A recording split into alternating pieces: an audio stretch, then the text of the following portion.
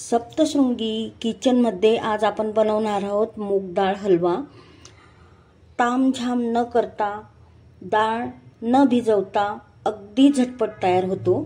त्यासाठी साहित्य घेतलेले 200 ग्रॅम मूग डाळ घेतलेली आहे, 150 ग्रॅम साजूक तूप घेतलेले आहे, 150 ग्रॅम साखर घेतलेली आहे, एक छोटा चमचा वेलची पावडर घेतलेली आहे, साखरमध्ये दळून घेतलेली मी। आवडीप्रमाणे ड्रायफ्रूट घ्या आणि ह्या वाटीचंच आपल्याला प्रमाण घ्यायचंय, 2 वाटी दूध आणि 2 वाटी पाणी। आता ही मूग डाळ 200 ग्रॅम मूग डाळ घेतलेली आपण ती स्वच्छ पाण्याने 2-3 पाण्याने आपल्याला धुवायची, पावडर लावलेली असते। आता ही मूग डाळ अशी घासून स्वच्छ अशा हाताने तिला हे करायची, पावडर वगैरे लागलेली असेल तर, आणि 3 ते 4 वेळा अशी स्वच्छ धुवून टाकायची आपल्याला। आपली डाळ आता स्वच्छ धुवून झालेली आहे। आता आपण या पद्धतीने अशी डाळ रोळून, याला रोळणं म्हणतात, पण आपण डाळ स्वच्छ निसून घेतलेली आहे, त्याच्यात काही घाण नाही आणि धुवून पण स्वच्छ घेतलेली। खाली काही खडे वगैरे राहिले तर राहतात, पण डाळ स्वच्छच आहे आपली। आता ही डाळ आपण स्वच्छ धुवून रोळून घेतलेली आहे। आता याचं पाणी आपण व्यवस्थित निथळू देऊ। डाळीतलं पाणी पूर्णपणे निथळून गेलेलं आहे, बघू शकता। सुती कापडातही ही डाळ पसरून फॅन खाली 5 मिनिटं ठेवलं तर हे पाणी जाऊ शकतं। आता आपली कढई तापलेली आहे, आता आपण ही डाळ टाकून घेऊ। डाळ थोडी मीडियम गॅसवर भाजायची आहे, थोडा पाण्याचा अंश कमी झाला की मग आपण मंद आचेवर भाजू। आता सध्या मीडियम आचेवर करतो। आता बघा पाण्याचा अंश कमी झालेला आहे, आता आपण मंद आचेवर खरपूस भाजून घ्यायची। आता गॅस मी बंद केलेला आहे। सारखं असं उलटण्याने फिरवत राहायचं आहे डाळीला। हलकासा आता कलर बदलायला लागलेला आहे आणि भिजवायची गरज नाही याला। डाळ अगदी छान खरपूस भाजत आलेली आहे, बघू शकता। डाळीचा रंग बदललेला आहे, डाळ अतिशय कुरकुरीत होत आलेली आहे आपली। आता बघू शकता आपली डाळ अतिशय खमंग आणि कुरकुरीत भाजली गेली आहे। आता आपण ती काढून घेऊ।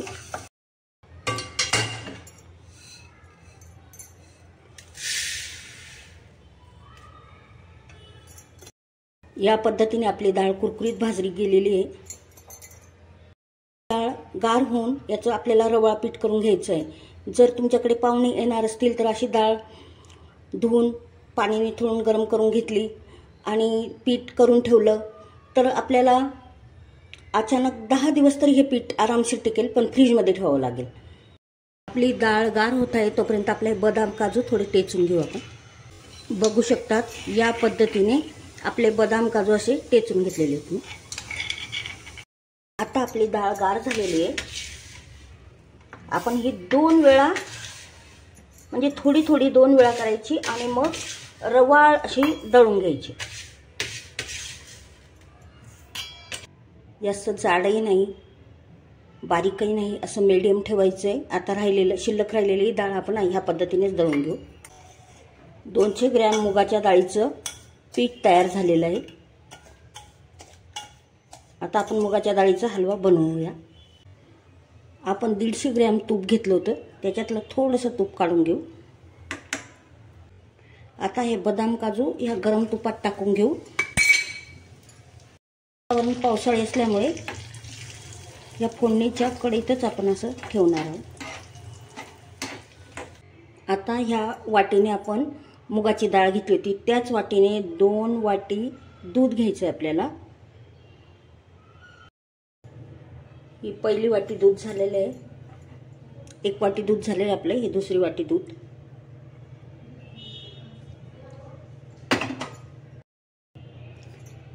आता 2 वाटी दूध झालं, 2 वाटी पाणी घेऊया।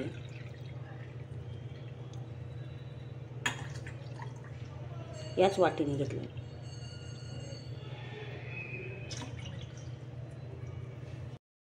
दोन वाटी दूध, 2 वाटी पाणी। आता उकळू द्यायचंय मंद गॅसवर। आता बघू शकतात आपण 2 वाट्या दूध आणि 2 वाट्या पाणी गॅसवर साईडला आपण उकळत ठेवलेलं आहे।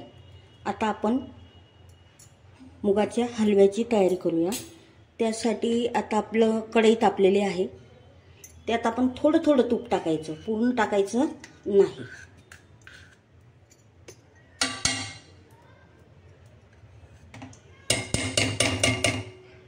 आता आपलं तूप गरम झालेलं आहे, थोडं थोडं पीठ टाकत राहू मूग डाळीचं हळूहळू. आता या पद्धतीने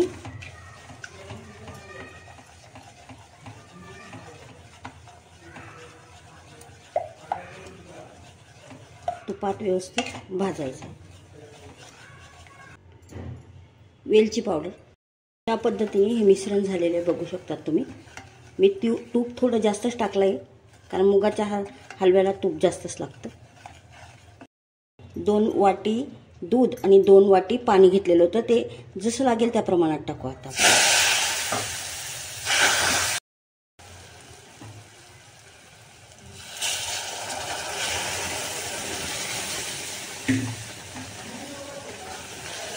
हे मिश्रण या पद्धतीने झालेलं आहे.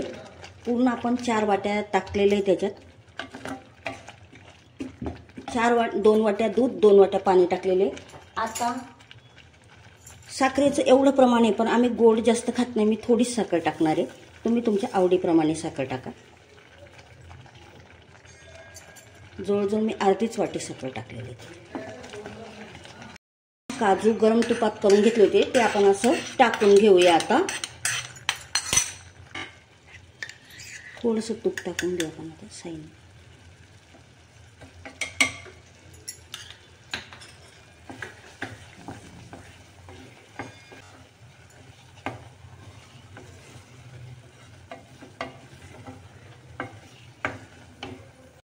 बघू शकता आपला मूग डाळीचा हलवा अतिशय परफेक्ट झालेला आहे.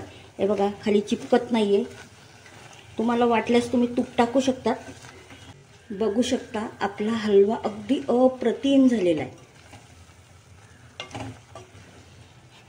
साईडने थोडं थोडं तूप पण सोडलं आहे, बघू शकता. हे बघा, डाळ न भिजवता अगदी झटपट मुगाच्या डाळीचा हलवा अगदी सोप्या पद्धतीने तयार केलेला आहे. आता रक्षाबंधन आलं, श्रावण सोमवारचा उपवास सोडायला अगदी झटपट बनवू शकतो. त्यामुळे आवडल्यास सप्तशृंगी किचनला लाईक, शेअर, सबस्क्राईब करा.